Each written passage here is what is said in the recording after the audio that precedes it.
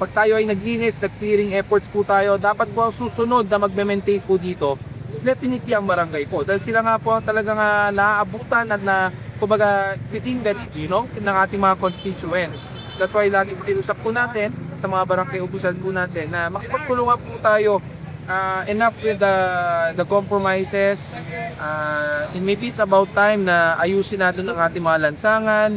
Let's enforce discipline, let's enforce order. Huwag na po natin pairanin na lang siguro yung takot sa batas. But instead, yung respeto na lang po sa batas at respeto rin po sa bawat pangangailangan ng ating mga kababayan, which is yung mobility at maayos na kalagayan ng ating mga lansangan na unang-una safe po para sa ating mga anak, para sa ating mga nanay, tatay, sa mga lolo-lola nyo na makapaglakad po sa mga sidewalk at pagketa na maayos.